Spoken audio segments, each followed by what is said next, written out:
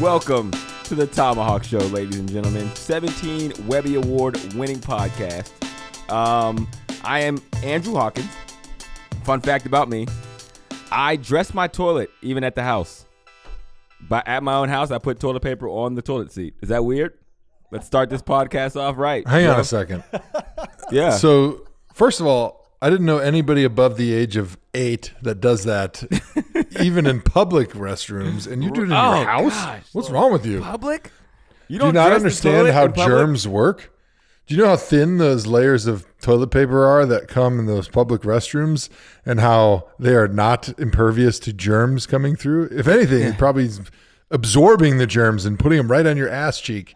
No, there's nothing worse than cold, strange surfaces touching your skin. Absolutely not. But at my own house, you know, I don't like cold toilet seats, and also I'm kind of a germaphobe, so I don't know. In my mind, it just makes it more safe. Call me crazy, call me weird. I wouldn't expect you to dress your own home toilet. I wouldn't expect you to dress any toilet because you're disgusting. Yeah, thank you. When you said dress a toilet, the first thing I thought is, did he say dress a toilet? Like Mr. Toilet? Do you call your toilet Mr. Toilet at home? Hello, Mr. Potty Because I've never heard the term dress. Daddy's I've never heard. Yeah, I've never heard the term dress a toilet, so that was a new one to me. But it's more of a cold thing for you, or more of a germ thing for you? It's a mix of both. I mean, it's more of a germ thing in my mind, but then I'm like, you know what? Extra benefit.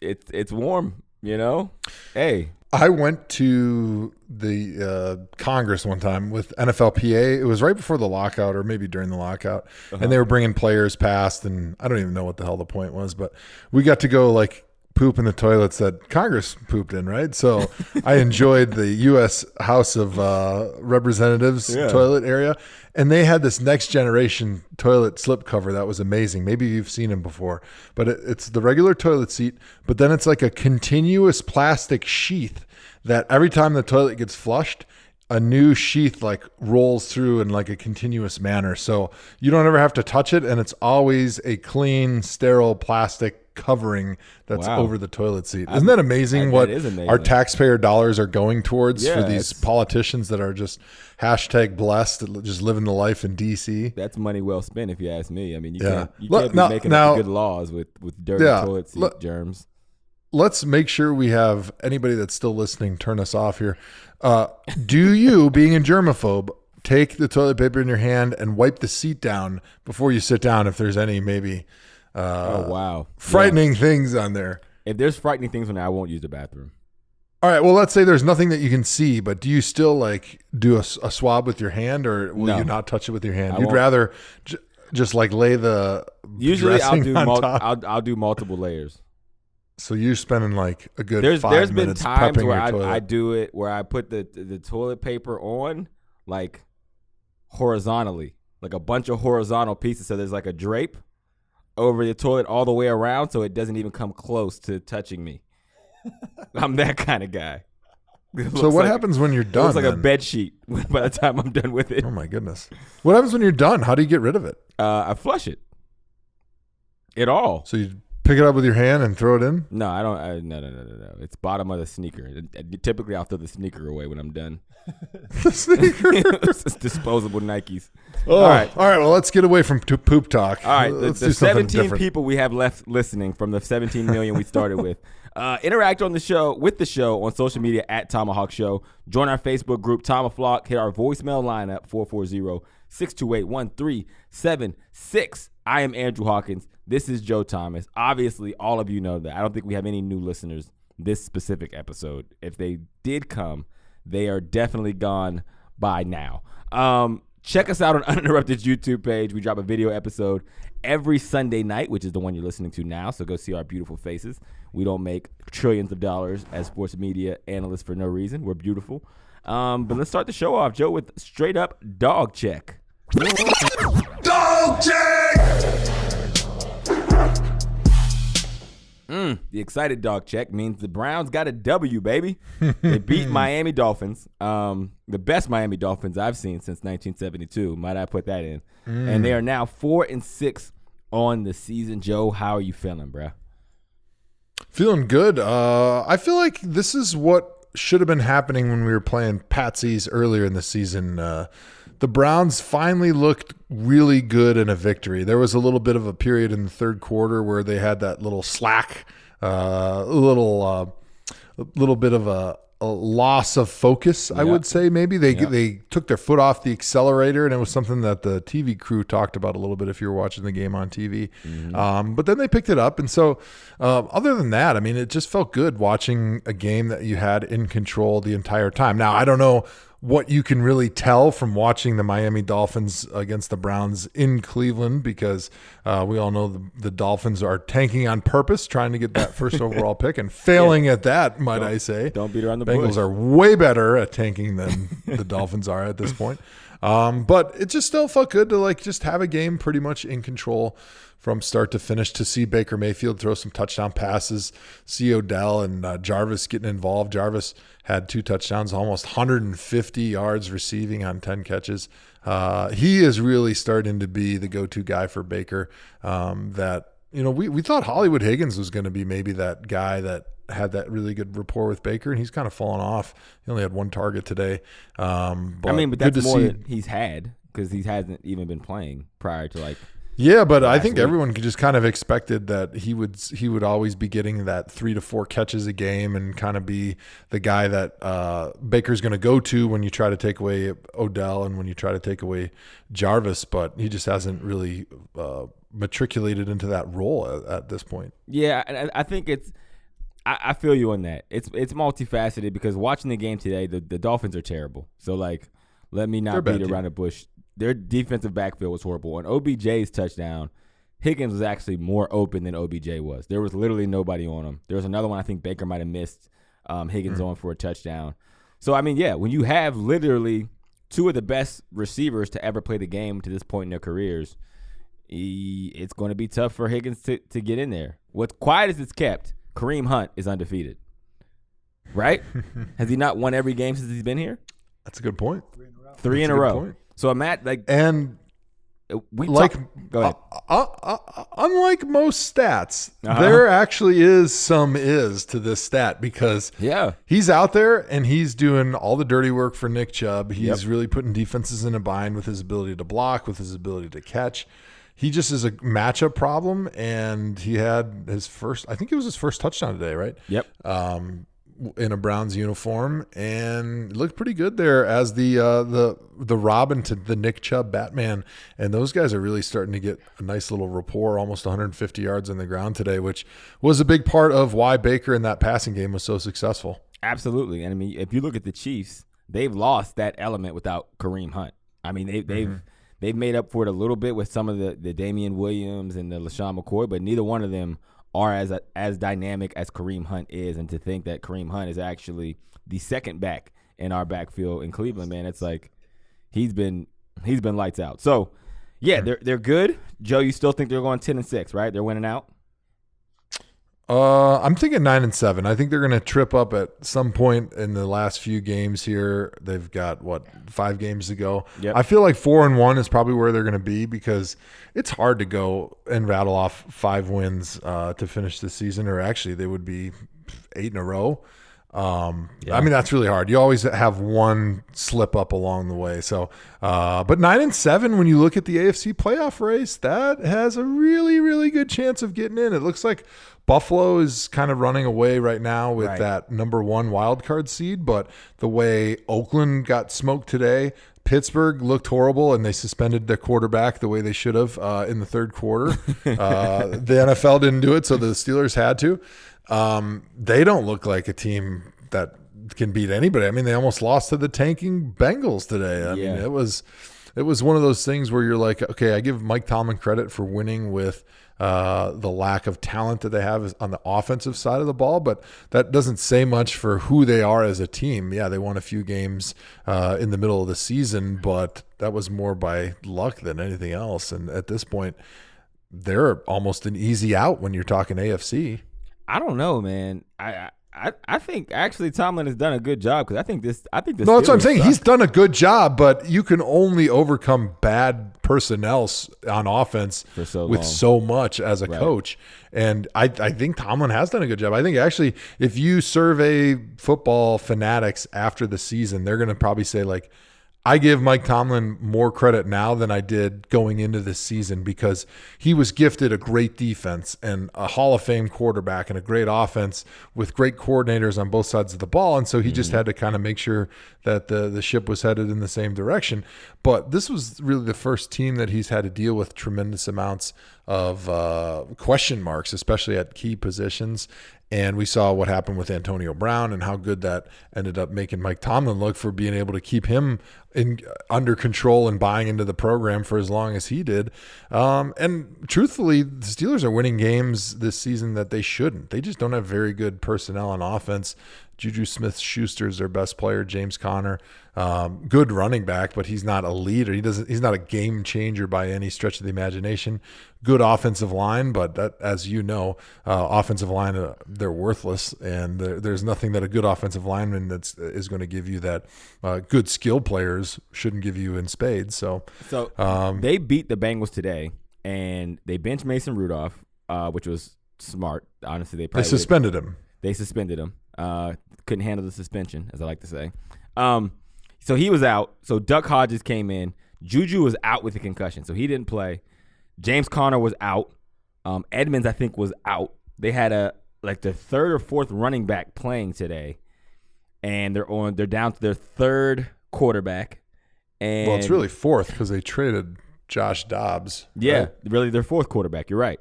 So Mason was the third string guy, and right, because they didn't expect that they would need Dobbs.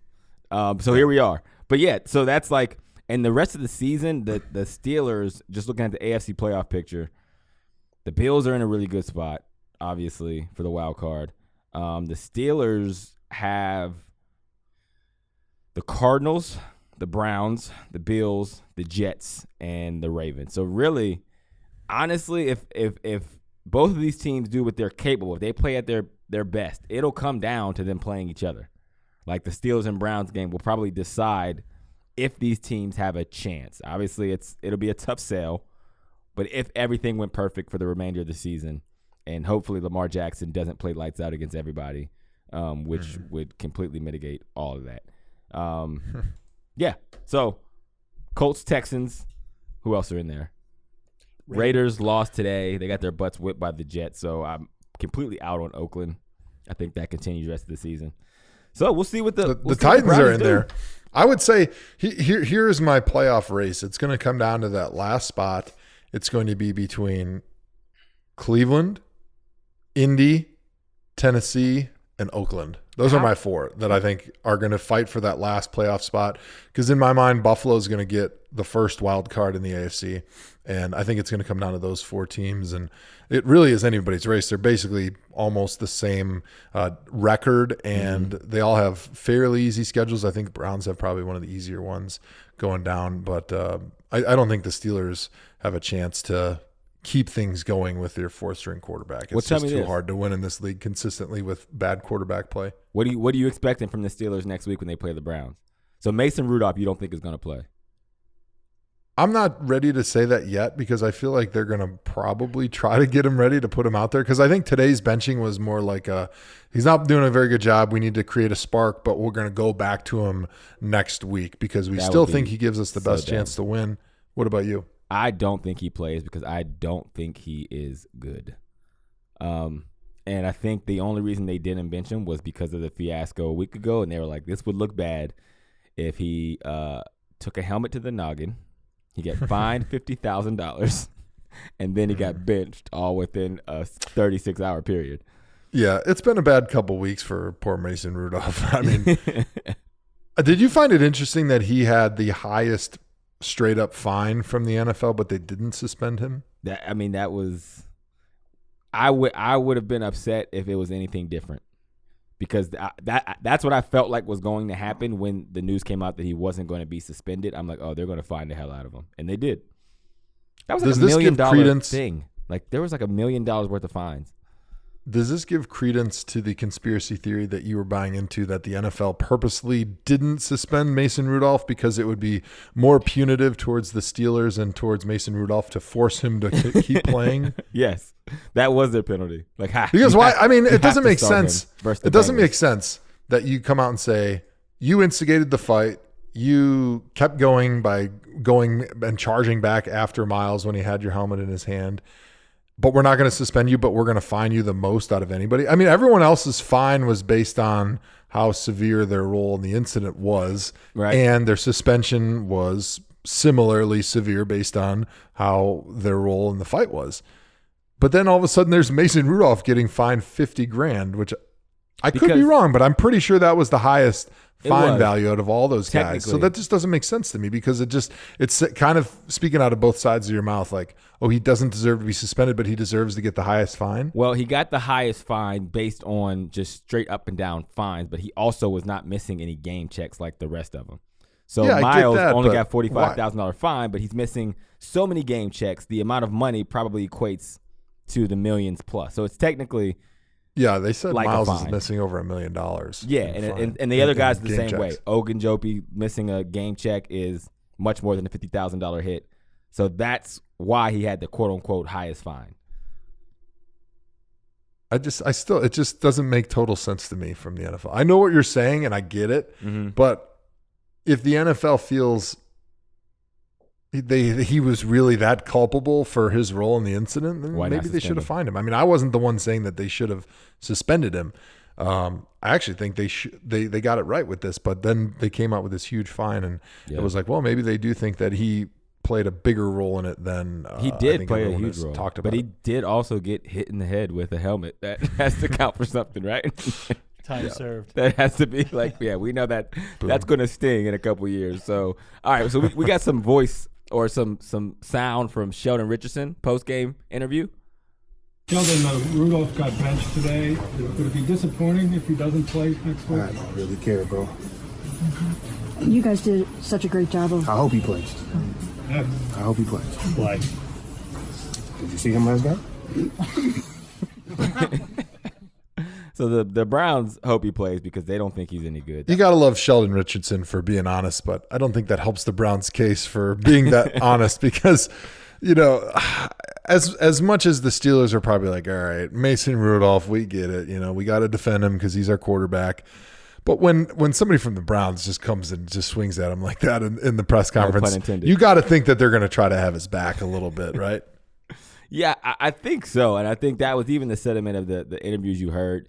Like I said, the Steelers feel like the Browns overdid it that game, not even including the Myles Garrett situation. Like, they're talking about the helmet hits of Juju, and Juju's still out.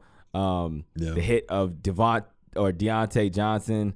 So that's going to be the bulletin board that Tomlin uses. I don't think it matters if Mason Rudolph is motivated or not, because, again, I don't think he is good. Just like, I don't think he should be starting. I think Duck Hodges, and I've said this before that incident, I thought he was the better option at quarterback for the Steelers. So I'm like Sheldon. As a Browns fan, I would imagine you want Mason Rudolph to play. Yeah, but you shouldn't say it, because, all right, here's the one thing I know. Giving bulletin board material to a quarterback doesn't matter, because quarterbacks are already trying as hard as they can. It's not like you can say something bad about a quarterback and he's like, oh, well, now I'm going to really try and be a better decision maker and throw more accurately on I'm really Sunday. going to study this week. Like, quarterbacks are giving their best effort no matter what. Like, the people that I wouldn't want to piss off and motivate are those defensive guys, because that's where effort really plays into it. And some of the guys maybe on offense, like, I don't know, maybe some of the linemen or something, I'm not sure. But they're going to feel like, yo, you shouldn't disrespect our guy. You know, maybe he's not a great quarterback, but I'm sure they think he's a good guy in the locker room, and they probably hang out with him. And so you don't want to motivate the rest of the team that is around Mason by saying stuff like that. Although it was really funny. I give you that. It was hilarious. But I think you just got to be a little bit careful with some of that stuff. And I think it kind of goes back to some of the things that have gone on this year with the Browns, and a bunch of different things with the drama with Baker and Odell and the different shoes and the visor and the watch, and then we've got a defensive back that's tweeting death threats at members of the media, and it's just one thing after the other. I think hopefully at some point they'll get the message like, let's keep some of this in-house. Like we don't have to put all of our stuff out there for everybody to be reading and to be feeding off of. Let's just keep this in-house and say, you know what, we hope Mason Rudolph gets better, and we would love to have another opportunity to go beat him. Like, let's just keep it at that and not get him all fired up. Yes, as a fan, I loved what he said, but if I was in the coaching staff or in that building, I'd be like, oh man, you didn't have to say that, did you? All right, John, you got a trivia question for us? Yes, Baker Mayfield has become the first Browns QB with 5+ wins in 2 straight seasons since who? You guys have an answer? Derek Anderson. No. It's going to go way back to like Bernie Kosar, I bet. Tim Couch, 2001, 2002.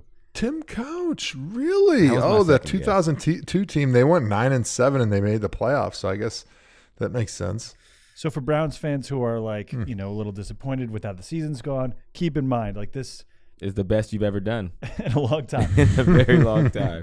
And also, Well, that Tim just Couch means the wasn't a bust. expectations were super high. Tim Couch wasn't a bust. That's my take. I've said that on national media, and people have argued me down. I don't think Tim Couch was a bust. I disagree with that take that people say all the time. It makes me upset. Look at the numbers. Wasn't a bust. All right. I think it's time to call our guest for today on the ThomaHawk line, our guy, our friend, our pal, ThomaHawk veteran, Pat McAfee for the brand. The ThomaHawk Show. Pat, what's up, brother? Man, I'll tell you what, I completely forgot that we were going to have this incredible conversation tonight. I've been hanging out with my lady over here in New York, watching some football games, having a little spa day, in the room. Love it. Just a great little day, boys. Listen, this is your second time on the ThomaHawk Show. How does it feel? It's an honor, honestly. Joe came on my show last week, which I was so thankful. And Hawk, we need to get you on the show as soon as possible. Yeah, no, thanks for the invite. That was awesome. Yeah, no. Oh, well, yeah.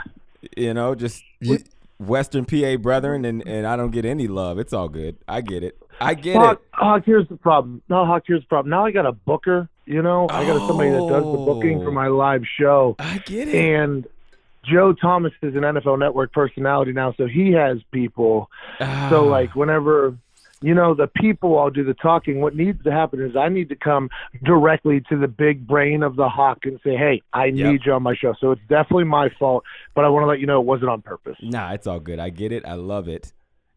Anytime Joe can mix our ThomaHawk seed with another podcast show, media giant, it's a good thing for everybody, Pat.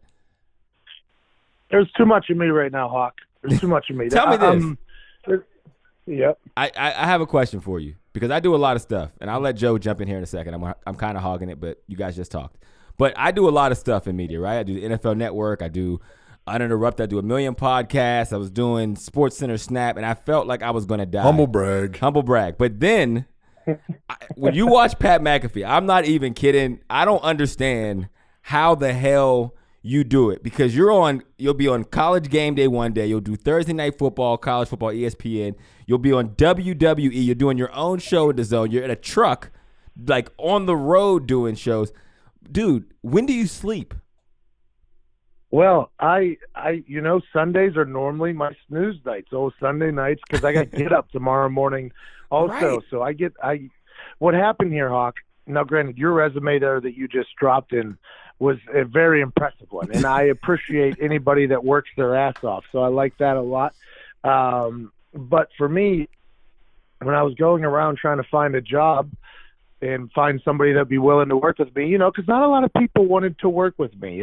When I came out of the league, when I came out of the league and decided to retire, Barstool, Dave and Erica were the only people that would hire me, right? But I didn't want to move to New York, so I kind of ran my own affiliate from Indianapolis, Indiana, kind of learned the internet.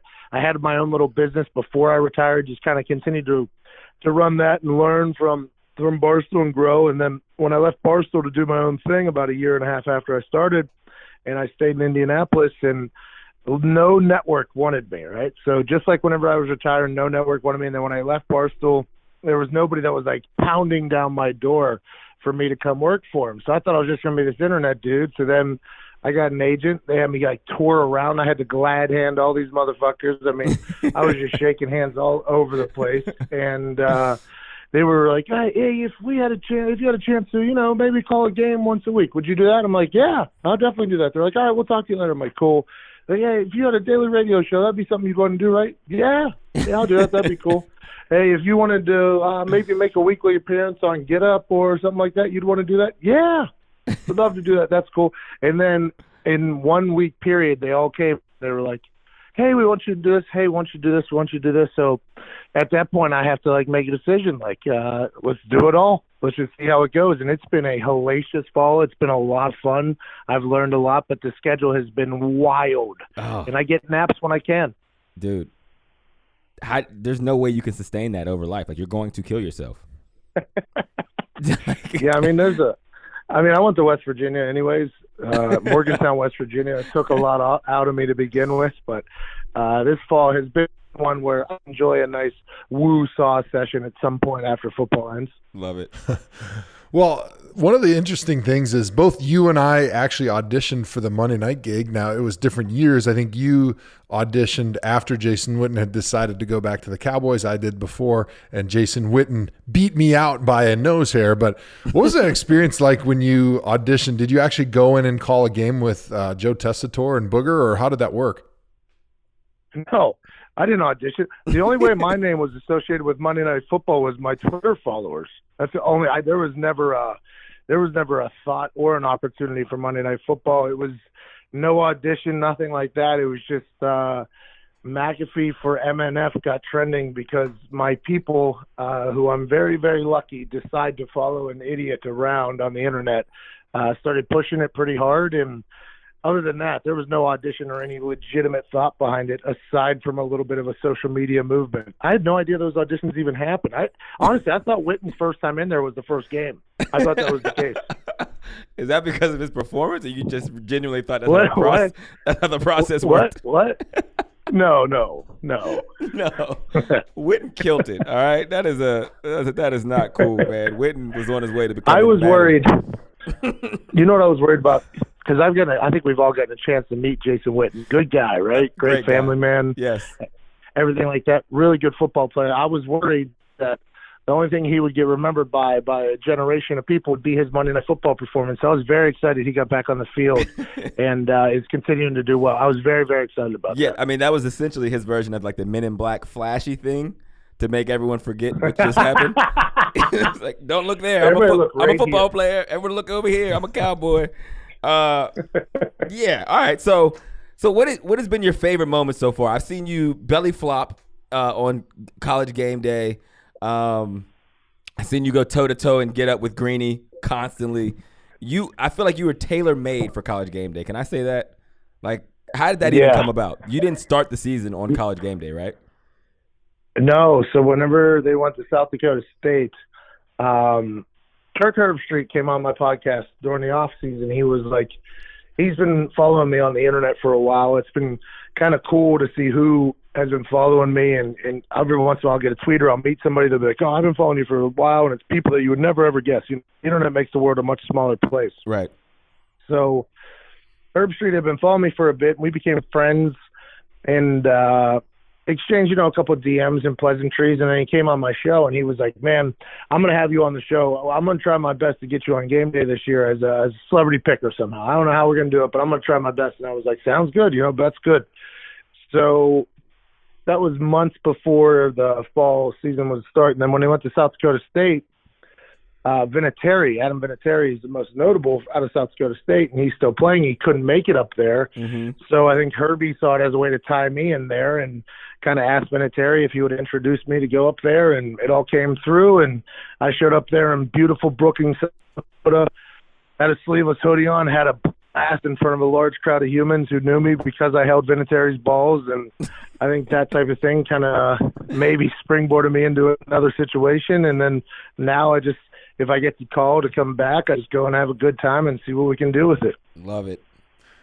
Well, speaking of kickers, we know Vinatieri's had a bit of a tough season this year, but it seems like maybe this is perception, and that's where I'm going is like Is the kicking game right now in the NFL worse than it's ever been, or is that just our perception because it's more under the microscope right now?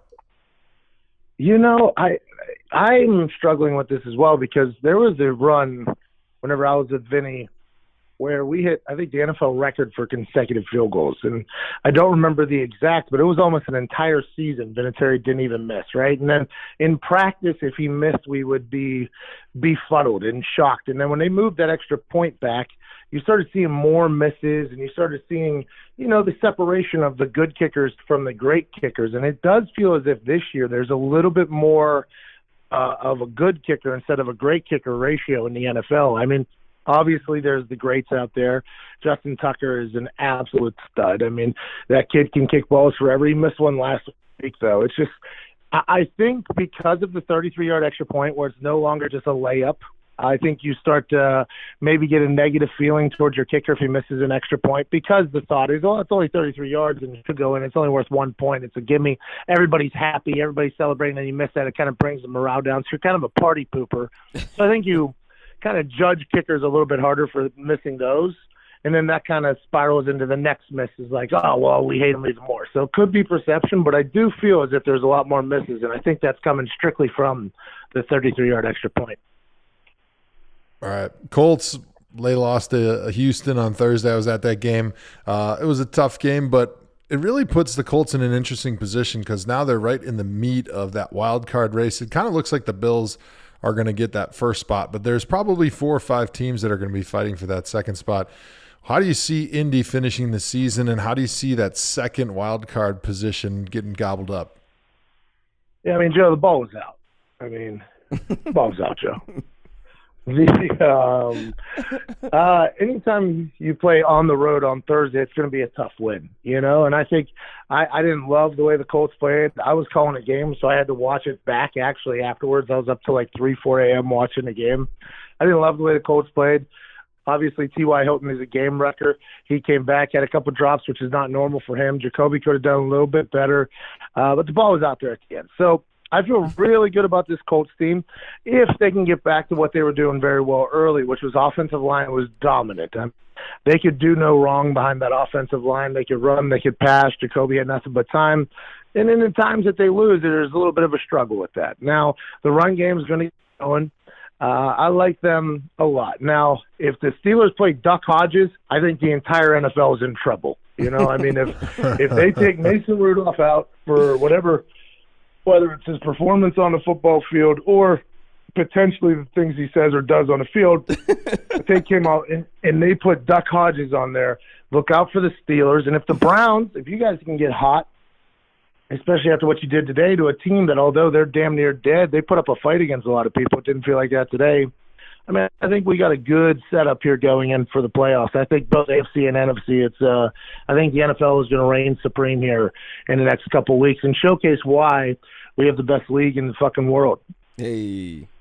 Well, being a fellow Yinzer yourself, that was a great transition because you must work in media. I want to know the big Pittsburgh-Cleveland melee from last week. Did the NFL get the suspensions and the fines correct? So I think how swift they did the punishment, I think, was the first thing PR-wise that they got 100% right in a long time, right? You can't let that carry through the weekend. You can't let that carry the entire discussion, not only on college football Saturday, but into the morning shows on Sunday, maybe even the commentators of games that are blown out. So to handle that and swing the hammer quickly, I think that was a very smart PR move by the NFL. Let's not let this linger as the main talking point for our league for a while. I think the indefinitely suspension that they gave to MYLES GARRETT off a jump was a smart one because you don't have to give an exact number. You can actually just say, we'll think it out later. We'll give them indefinitely through the season, through playoffs. And if they were thinking about going in the next year, I think it gave them time for that.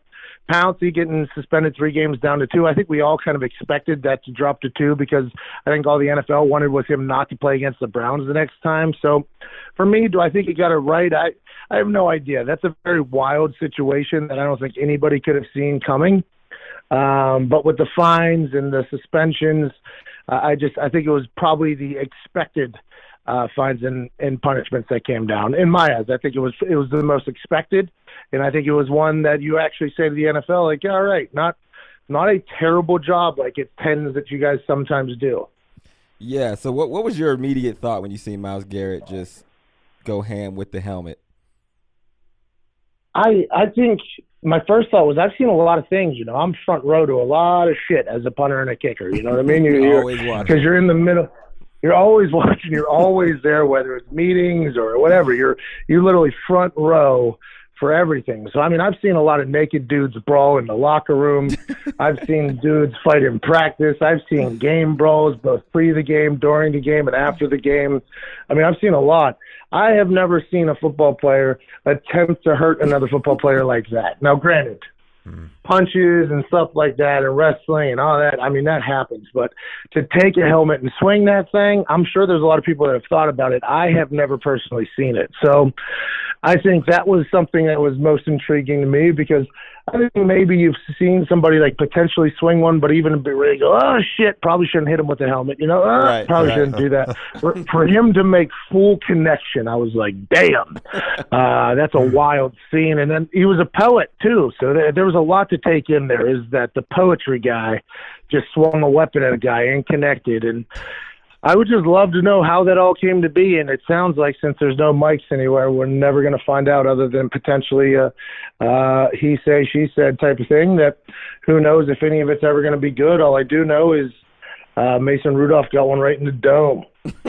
Yeah, crazy the NFL doesn't have any mics on the field for a nationally broadcast game, but I guess that's just one of the quirks of playing on a short week, that they don't have time to get the battery pack swapped out and all those mics. So I guess how does that happen? Figured out. Hey Joe, how does that happen? How does that happen? Here is my semi-conspiracy take. If those tapes came out, no matter what it said on those tapes, it was either going to sink Myles' career or sink Mason Rudolph's career. And the NFL was in a lose-lose situation, because they already have a violence problem, but then now they have a racism problem. And so they didn't want anybody to hear those tapes. So it was just much better for them to just say, we looked into it. We couldn't find any tapes that were recorded. We have all these mics, but we don't actually keep that recording, except for if we use it for NFL films like 40 years down the line. We're going to have hundreds and hundreds of hours of audio of every single one of you guys. But in this situation, 4 days ago, it was too long. We already destroyed the tapes. But the NFL was just in that situation where they were just so much better off if they just buried it, and that it would go away after a while. But if they actually aired it, whatever it was said on there, whoever was right, whoever was wrong, it was going to destroy one of their careers, because the allegations are so serious, and the NFL didn't want that black mark, because they were like in the middle of it and they were going to get the black eye no matter what. Wow, a lot of black references there, Joe. We're gonna let you know, I love that conspiracy theory, by the way. I'm a big conspiracy theory guy. I like what you just said there. So I have a question for you, Pat. Now, we do a game called the catchphrase game. Are you familiar? Be honest with me. I don't know if you guys – did we do this the last time I was on? If we did, no. I loved it. You did. That was our show catchphrase, which is Joe Hawk yourself, trademarked. But no, this is a new one. So what we do every single week is our huge listenership. Is that a word? Listenership? Okay, it is. Yeah. So our huge listenership picks a phrase that me and Joe have to say on national television for the week. We're both big-time NFL Network media talents now, so we take the phrase, they're usually ridiculous, and we say them on national media. And the more media people that come on, they have been joining us in the ThomaHawk catchphrase game. So, Pat, this is our open invitation to you to now join us in that. Some of the past phrases we've had was, you can't measure that with an abacus. It's a pancake party and no one brought the syrup. What else am I missing?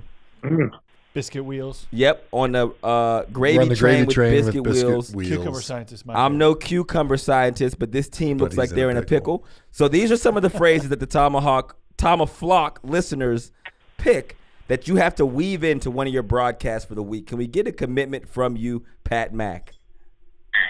Okay, so I've been doing something very similar with my people since I've gotten on to television. So I love this game. It actually, for me, it makes the broadcast a bit more enjoyable, trying to find a time to get some beauty. What's that one? I'm no cucumber specialist, but it feels like this team's in the middle of a pickle. Yep, That was close. one of the best ones. That was one of the best ones. Yeah, we killed that one. Have you guys got that in already? Yeah, we got it in. We're going to pick a new one. So we pick a new one every week. Okay. So all those ones have already been in. They've been done. And feel free to open it up to your followers. Let them pick one. Maybe we'll let the Pat Mac following pick our catchphrase for the week. There was a couple times we thought we were going to get fired, but since then the producers at the NFL Network have also joined in the game and they love it. So now they almost help us find places to weave in these ridiculous catchphrases into the broadcast. So, my people, it's my friends and I, and then my listeners, they guess what they think it was. Ah, the little reverse. I like that. Does that make sense? That so does. It's like, because I'm a pretty basic individual, so once you start hearing some wild shit come out, people have to guess and figure out what was given to me by one of my smarter friends and what was not. And you say a lot of wild shit, too, so that actually would be pretty tough with you. Because I was going to say, that cucumber specialist one seems like one that I could fit in anywhere. I feel like that one could get fit in anywhere. That sounds like a legit line. I like the game. I'm in, though, yeah. All right, we're in. We got the commitment from Pat Mac. We will vote on this week. We'll vote on this week's catchphrase on Twitter and announce it on Wednesday. We'll hit you up, let you know what it was. Right now, we're going to let you get back to watching Sunday Night Football or getting some rest, finally, man. Don't kill yourself, okay? Just tone down all the media because you're turning into a superstar in front of our eyes, but I'm worried about you, Pat. Well, that means a lot. And not a lot of people are saying that to me either. So outside of like my lady and my mom and my dad, so it feels good to get that message from the ThomaHawk Show. There you go. But with that being said, if I die doing that belly flop into that river, what a legendary way to go out. No. Could you imagine? They would have a fucking award named after me for college football, I bet. There'd probably be a little bit of a statue right there on the river. I mean, that's a good way to go out. I thought that while I was diving. That would have been the last of College Game Day. They would have canceled College Game Day because you just died on national television. Did you realize how shallow that water was? No. Thought it was double the depth it was. I'm going to be honest with you. In my mind, I thought it was 8 feet. Turns out it was only 4. It's all right. No big deal. That's why you belly flop. Dude, that was scary. He jumped from, what was that, a ship, a boat, and belly flopped. And when he got up, the water was like at his kneecaps. He like stood up in the water. And I'm like, wait a minute. That's not what you're not supposed to belly flop into 3 feet of water, Pat. All right, well, you're alive. It was legendary, per usual. Pat, we appreciate you joining us here on the ThomaHawk Show, my friend. Hey, thank you for having me. I mean, I'm no cucumber specialist, but that 4 foot of water put me in quite a pickle up north in between my ears. You know what I mean? Oh, goodness. Hey, you guys have a great night. Thank you so much for having me. My God, give us our catchphrase. This is where we have the producer turn the music on in the middle of Pat's last conversation, because when I was on his show last week, I was in the middle answering the last question, and he just started playing music like we were at the Oscars and then cut me off. So you know what to do, John. Tell this guy to go fuck himself. It was the best. I felt so bad, obviously, but boy, it was the best. It really was something. We don't have good tech, in our particular operation. We're still a basement operation. I felt so bad, but Joe, your brain was beautiful on the show, and same with you, Hawk. I can't wait to have you on. You guys, thank you so much. That was our guy and my fellow Yinzer, Pat McAfee, dropping on the ThomaHawk Show in that downtown. All right, what we got next, John? We got Am I Trippin'? Let's run it. Am I Trippin'?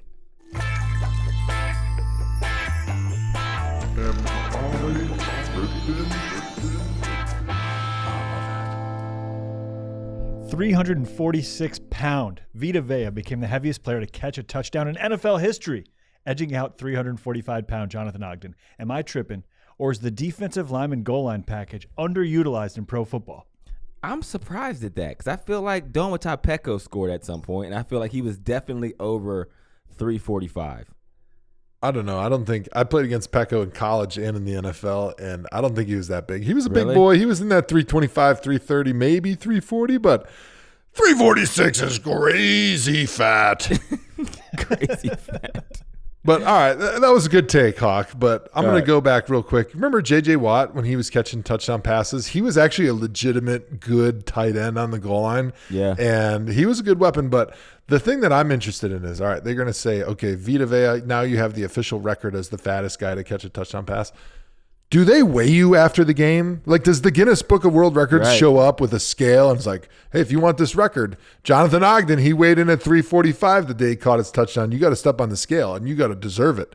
And what if he goes 344 or 343? Yeah. Does he quick go to the cafeteria and grab like a turkey leg and a case of beer and just try to slam them all to make sure he's over that weight so he gets the record? I mean, and what do? Do you are we just taking people's word for it with such an important record? I don't think so. Yeah, it better not get in the Guinness. If it gets in the Guinness, I'm going to boycott it because I'm like, this needs to be official.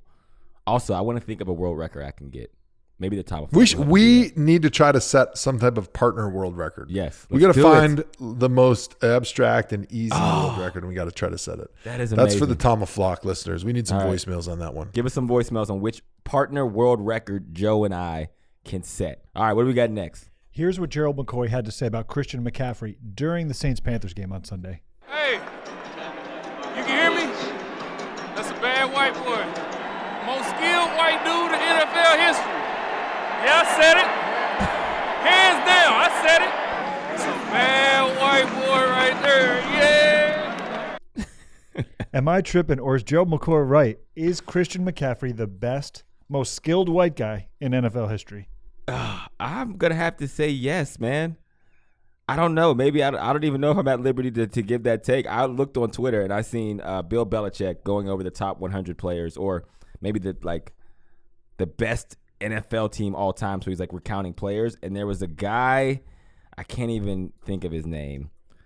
Dutch something. From like the 30s. Dutch Clark. And they showed it, and he did a little bit of everything. He was a running back, quarterback, punted it. And I'm not kidding. My 8-year-old son would have gave Dutch Clark the business. I'm not trying to be disrespectful to the Clark family, but I am telling you right now, I would have murked Dutch Clark, okay? Six-time, first-time All-Pro. He's a Hall of Famer, and I'm not disrespecting the time. I'm just saying, if black people weren't allowed to eat in the same restaurant yet, I have a tough time respecting the film. He was throwing passes, and it looked like he was throwing knuckleballs. It was a different game back then. All I'm saying is when I watched Christian McCaffrey, he had a play on the goal line today where it was one-on-one with the DB, and when I say he put some of the meanest sauce I've ever seen in a short area and dead leg for a touchdown, that dude is next level, bro. I am telling you. All right. My take is a little bit more interesting than that shitty take that you just gave us. No disrespect to Dutch Clark. Can we please bring back the nicknames that are strictly related to your nationality? Dutch Clark. Hey, you're Dutch. You're a Flying Dutchman.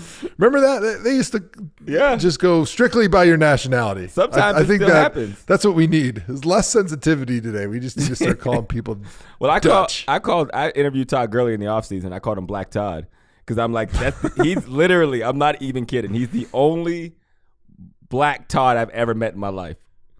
Hey, do you remember the song Like Whoa by, was it Black Rob? Black Rob, yeah.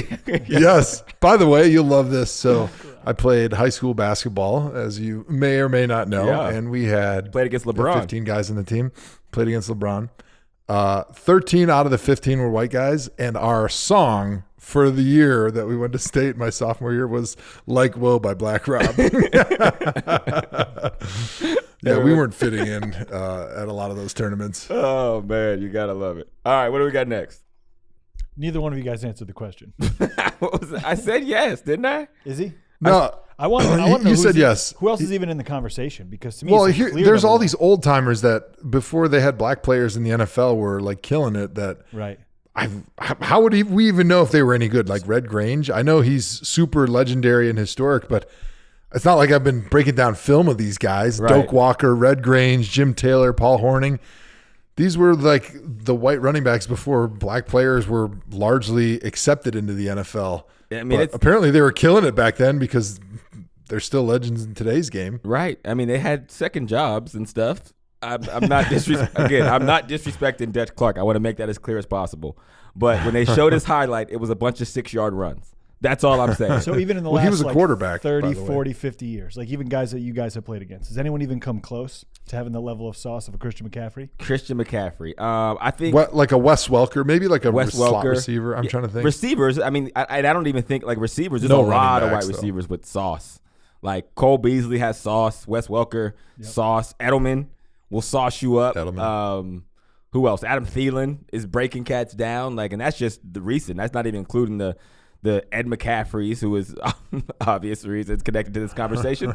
The Joe Jaravicious, the Tim Dwights, who was stupid fast. But from a running back standpoint, who was the last great white running back? Peyton Hillis? You can't really say he was great, though. Let's be clear. He had a good season and he made the cover of Madden, but you wouldn't say he was a great white running back. No.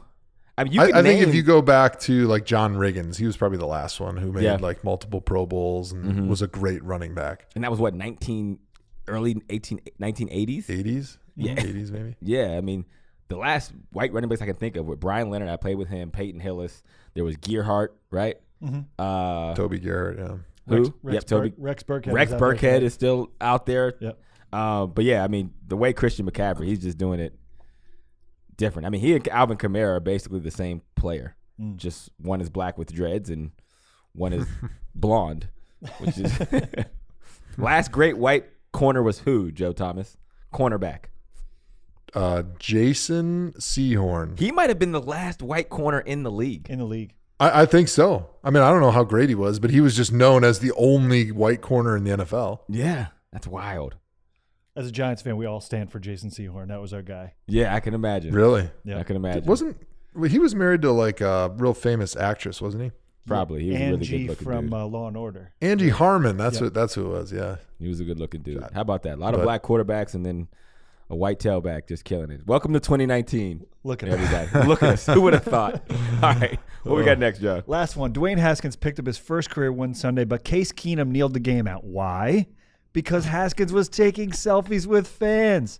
Redskins legend Joe Thomas ripped Haskins on Twitter. Interim coach Bill Callahan said, quote, "No, I don't laugh at it. I'm happy we won, but we'll address that." Guys, am I tripping? Or is it kind of a big deal that Dwayne Haskins was taking selfies while the first team offense was on the field in the fourth quarter? Also, you By said the way, Redskins legend Joe Thomas. Yeah, I'm not a Redskins legend. Shouts to Joe Thomas and Joe Theismann, the actual Redskins legend. And the first offensive lineman in NFL history. That's also true. Do you want me to, should I do that again? No, I think it was awesome. Keep it. Let's run it. Joe, did you see the video last week of Dwayne Haskins talking to his offensive line on the sideline? Yeah, that was off-putting because I know until you earn the respect when I by seen it, how you play, you can't go running and yelling at people. When I seen it, the first thing I thought was Joe Thomas is going to hate this video. I'm like, he is going to hate this kid forever. For the audience who hasn't seen it. So basically, Dwayne Haskins is on the sideline of last week's game, and he's in the huddle of like his offensive line sitting down, and he's like, "What can I do to help you guys? What can I do to help?" And some people have seen it, and they were like, "Oh, his O-line isn't even acknowledging him. You know, he's pushing." And I'm like, having been in those situations, I'm like, I don't think that's really the case. In my mind's eye, those guys probably felt like he was showing them up. And I'm like, Joe Thomas, again, when I seen it, the first thing I thought was Joe is not going to like this video. And today, you were right. Yeah, I can imagine. And so today, they actually pull it out. I mean, Dwayne Haskins didn't play great. No. But they did win. He did make some plays on the final drive to get them in field goal range.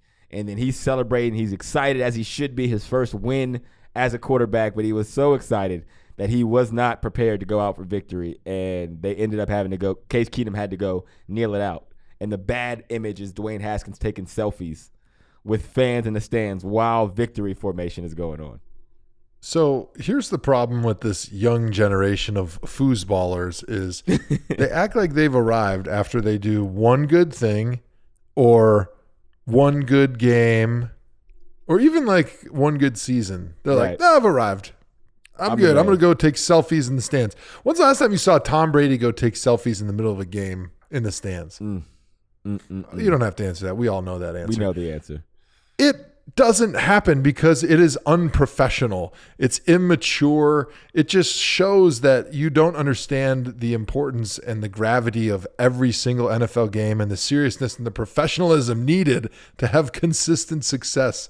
You haven't arrived. You shouldn't be taking selfies with anybody until you win the Super Bowl. Winning a meaningless game in the end of November on a team that's horrible when you've been absolutely dreadful is absolutely the wrong look. And it should be dealt with the most extreme iron fist from Bill Callahan. Yeah. Because you cannot tolerate this. 1 week after he goes over and he berates the offensive line, what do I have to do to help? Well, maybe throw some freaking touchdown passes to our team. Don't throw interceptions to the other team. How about that? Don't come over here and try to show us up like we're the ones that are holding you back.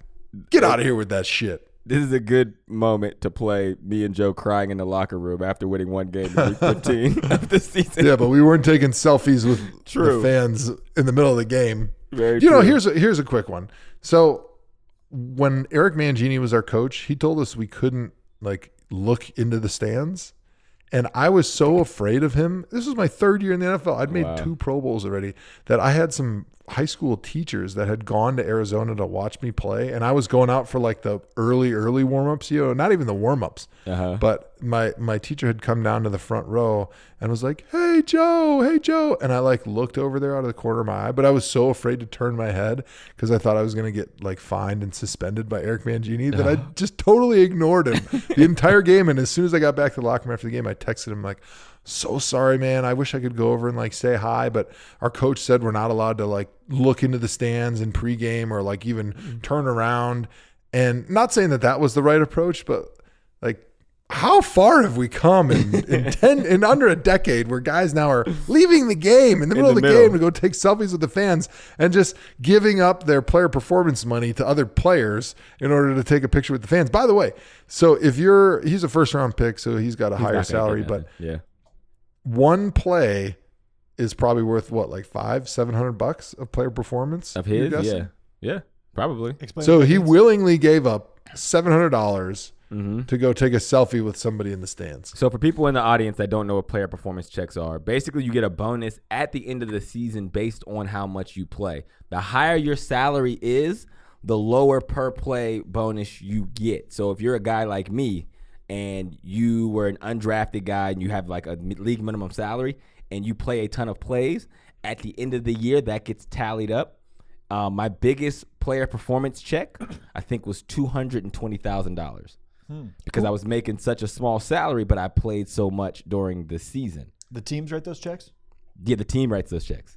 Yep, and each player gets it. So if you're the highest paid player on the team, your performance bonus is low because they expect you to be playing a lot because we're paying you so much money. So Dwayne Haskins probably forfeited about $500 on that one play. It was one of the great things that the NFL did with the last CBAs. Yeah, it was. Player performance, because it rewards the guys who should get it, the guys that don't have a high salary but that are playing a lot and contributing to their team. So it's pretty good. But Dwayne, he gave that up. So, anyways, Vontaze Burfict. Let's do some run pass option. Okay, just a random Vontaze Burfict drop. Run pass option. Run it. Run it or pass it. Run it. Run pass option. All right, producer John tees up a topic, and me and Joe have the option of either running with it and talking about it or passing on it because ultimately, I do care, Hawk. We don't care, John. All right, what do you got? Kickers, MVP candidates, and overturned PI. Defined epic Saints win over Panthers. Joe, run it or pass it? Pass. We've already talked too much about kickers. Yeah, I'm going to run it.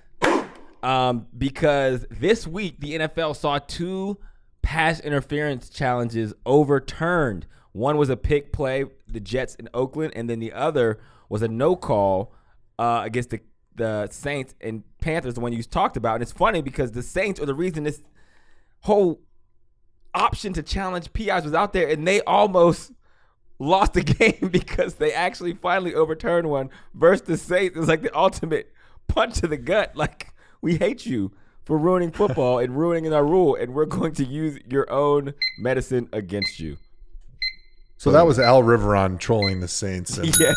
Sean Payton. I almost said Sean McDermott. Too many damn Sean coaches in the NFL. There is. A lot of Sean coaches, a lot of Allen quarterbacks. That playoff game and the game today were both in New Orleans. See, that rule screwed them twice. Yes. Before it happened and then afterwards. Duck answers the call for Pittsburgh. Bengals now 0-11. Hawk, run it or pass it. I'm going to pass it. You want to know why? Perfect, because no. All right.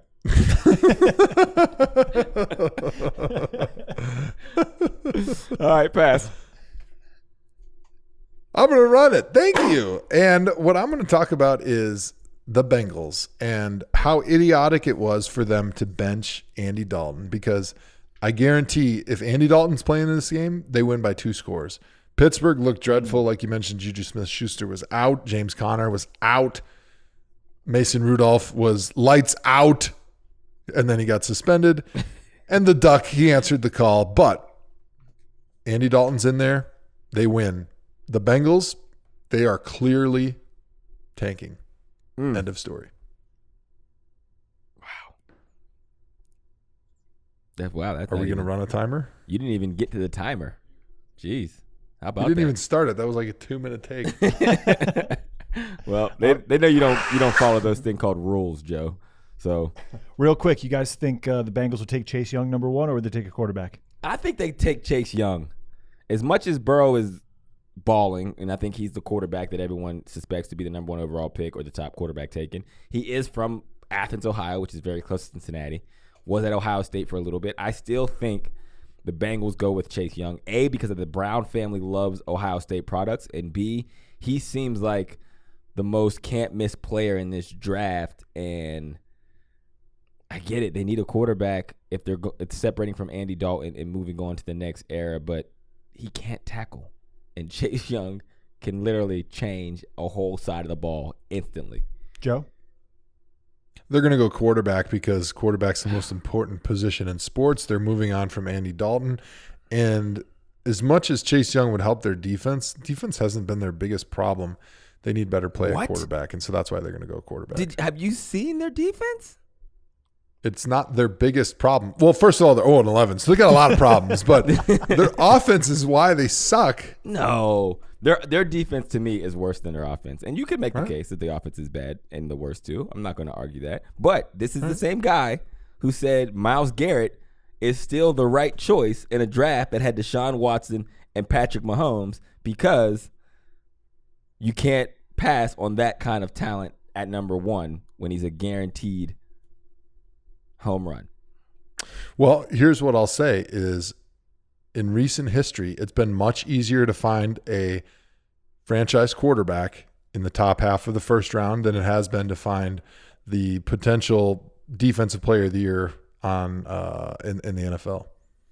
All right, we'll fact check that. You later. think about like, and I'm not saying that as a defensive end you change the game more than a quarterback, but I'm saying it's harder to find that generational change the game pass rusher right now than it is to find a franchise quarterback. Look how many franchise quarterbacks have come out of the last 3 NFL drafts. I mean, there's been a lot of them since the game has opened up and become much more of a RPO running and passing type game for quarterbacks.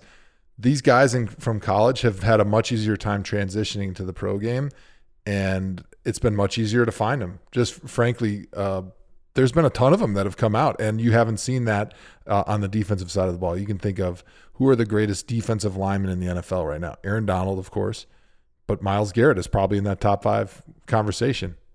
Yeah. All right, what we got next? Seahawks soar over Eagles. Wentz soars passes over his receivers' heads. Ooh. Joe, run it or pass it? Pass it. I am going to pass it as well. Buccaneers outduel Falcons 35-22. Hawk, run it or pass it? I am going to run it. Jameis Winston is a turnover machine. And I don't understand why he is still playing. He is very good sometimes, and he does some very special things. I'm not taking that away. But I feel like we've had more than enough of a sample size of the Jameis Winston experience that I don't understand why he hasn't been benched permanently and they've said, okay, it's time to move on. I don't get that. I mean, he's at 100 interceptions. He threw his 100th interception. He has the most turnovers of any quarterback during the time he's been in the NFL. Say all that to say, the Bucs won. Joe, Bucks Falcons, run or to pass it? Yeah, I'm actually going to run this because this game right here was a game that the Falcons needed to win, and I'm going to say that for Dan Quinn, unfortunately, this was the nail in the coffin. They had a nice little 2-game run there for a minute that all of a sudden people were thinking, well, maybe Dan Quinn can save his career here with a nice little run at the end of the season, kind of build some momentum, but losing to the Jameis Winston-led Tampa Bay Buccaneers, I believe, was the nail in the coffin. They are not going to fire him in the season because they are a smart ownership group that understands firing a coach in the middle of the season does nothing but create turmoil and drama that's unnecessary. But they're going to fire him after the end of the season, and this was the nail in the coffin. Moving on. Patriots smother Cowboys in messy Massachusetts melee. Joe, run or to pass it? I'm going to run this one, and this is Jason Garrett take right here. I know Jason Garrett was a guy that's criticized a lot, but he embodies completely the old school mentality of risk aversion, and that is what's wrong with old school coaches, and that's why there's so many young coaches that are successful in today's NFL, is because they're taking a analytics, odds, statistics approach to their decision making, and they're not just avoiding taking risks because they're afraid to stand up in front of the press conference after a game and answer why they went for it on 4th down. I don't know if you saw the game, but Jason Garrett decided to kick a field goal right at the end of the game when he should have gone for it on 4th down and give their team a chance to win, because the Patriots defense is the best defense in the NFL. You're not going to be able to kick a field goal, get the ball back, and then go down and kick another field goal. So this is what's wrong with old school risk averse NFL coaches. Kill me. Hawk, that was way over. Pass it. I am going to pass it. All right, Joe's used 3 runs. I like that take a lot, Joe. Hawk's got 1 more run left. Can I just pick my run? Sure. I want to go with the Detroit Lions.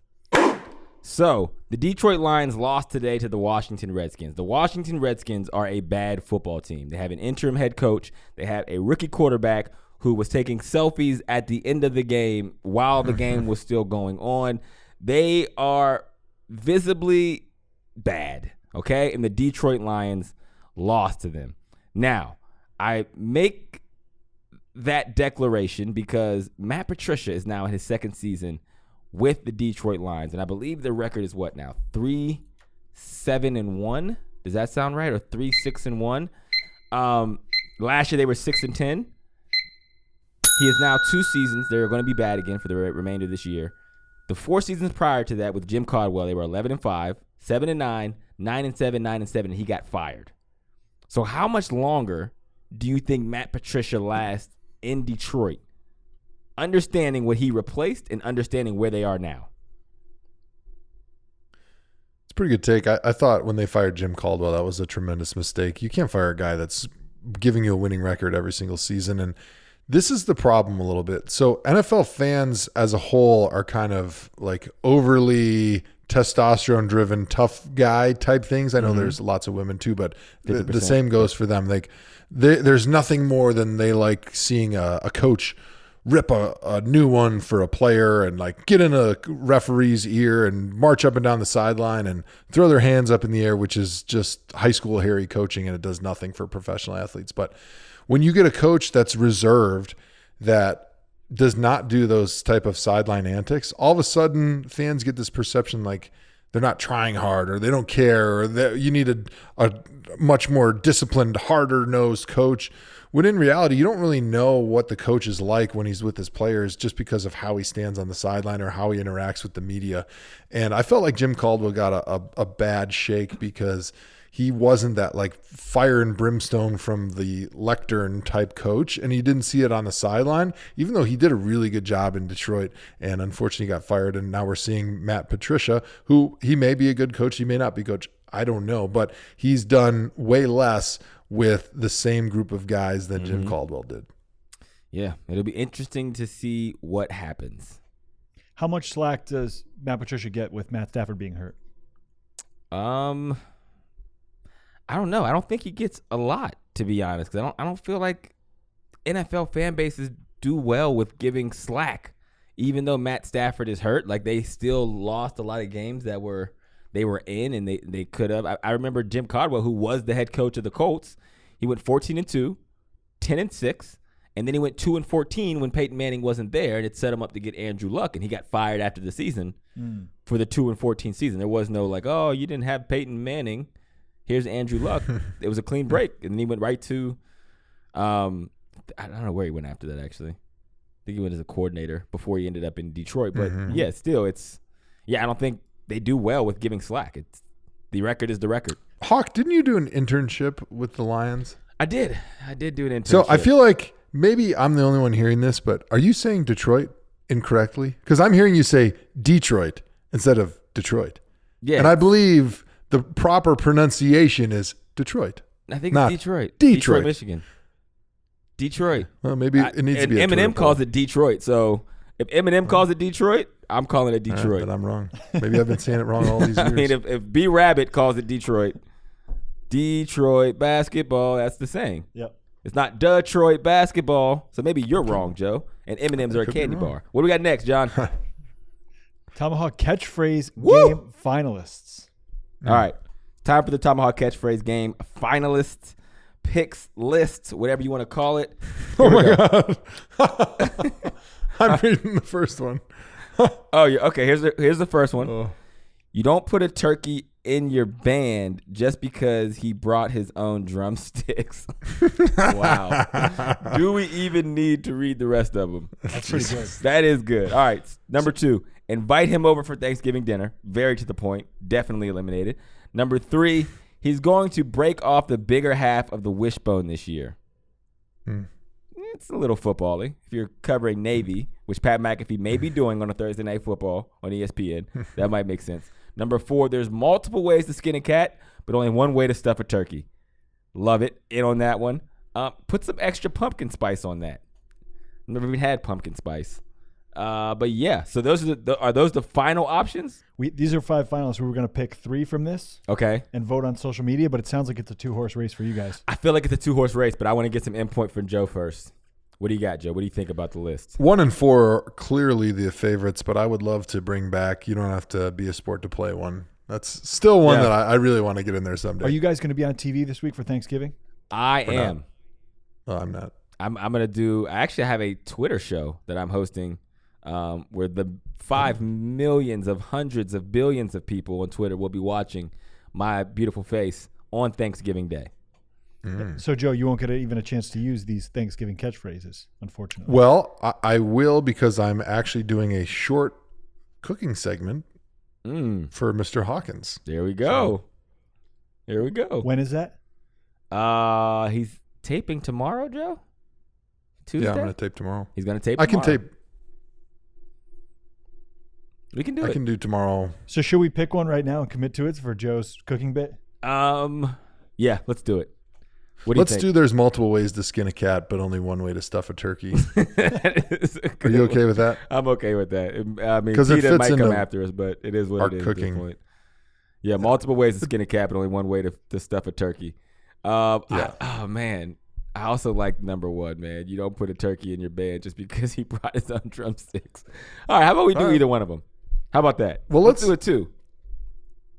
Okay, well, let's try to do both of them. All right, perfect. Well, whatever one we work in, that'll work. It's Thanksgiving. It's the holidays. You know, let's get in the spirit. Double up, 2 plates. Double up, 2 plates. 2 hands, 2 fisted. All right, here we go. I think that does it for this episode of the ThomaHawk Show. Make sure you interact with us on social media at ThomaHawk Show. Hit up our Facebook group at ThomaFlock. Don't need to know if there's an at on Facebook. Hit the voicemail line up 440-628-1376. Joe, give me your final thoughts. My final thoughts is my person of the week, which is a new segment I've just declared as of right now. Wow. Is Browns co-owner D. Haslam. Yes. For those of you in Cleveland, You may know her as a wonderful lady that helps out throughout the community. She's co-owner of the Browns. She does amazing things, and she's also a wonderful person. Well, on Sunday, she wore a Myles Garrett hat to the stadium to troll her own NFL because of the support and the love that they have for Myles Garrett. Now, I know the Haslam family has received some tough criticism from fans, going through some tough stretches, especially early on, and deservedly so. The team has not been very good, and it's a reflection of management and ownership, of course, early on. But I will say that this ownership group that they have right now are wonderful people. They support the players and the team and the city in an amazing way. And when you get to know them, they're wonderful, fabulous people. And I loved the fact that D wore the Myles Garrett hat out there on the field and got a little bit of publicity for it. And the message was loud and clear coming from ownership. And that was a big middle finger to Roger Goodell and all those people that have sided against Myles and against the Browns in the Browns versus Steelers melee. All right. I love it. Now it is time to let Pat McAfee give us possibly the greatest outro in ThomaHawk history. Take us out, Pat. Hey, listen, what I'm going to need you to do is I'm going to need you to go inside. I'm going to need you to lock the door. I'm going to need you to put all the blinds down, okay? Maybe light a couple candles. Maybe put in a DVD of a campfire movie up on the television screen. Light some incense. Sit down on the couch. Go ahead and maybe peek over at the mirror. Look back at the TV campfire and Joe Hawk yourself.